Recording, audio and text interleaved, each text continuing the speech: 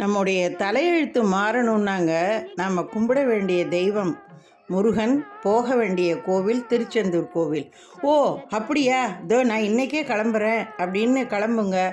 கண்டிப்பாக உங்களால் போகவே முடியாது. முருகனுடைய உத்தரவும் ஆசீர்வாதமும் அருளும் இருந்தால் தான் நீங்கள் திருச்செந்தூருக்கே போக முடியும். அப்போ நீங்கள் என்ன செய்யணும்? தினமும் காலையில் எந்திரிச்சு உங்கள் பூஜை அறையில் ஒரு சின்ன அகல் விளக்கில் நெய் தீபம் ஏற்றி முருகனுடைய என்னென்ன நாமாவளிகள் இருக்கோ, கந்தர் அலங்காரம், கந்தர் அனுபூதி, கந்த சஷ்டி, வேல்மாறல், இப்படி எந்த பதிகங்கள் உங்களால் படிக்க முடியுமோ படிங்க. ஒன்றுமே தெரியலையா, முருகா முருகா முருகான்னு அவன் நாமத்தை எத்தனை தடவை சொல்ல முடியுமோ சொல்லுங்கள். 64 கோடி தீர்த்தமும் அந்த முருகான்ற அந்த ஒரு அவனுடைய நாமாவளியில் அடங்கி இருக்குங்க.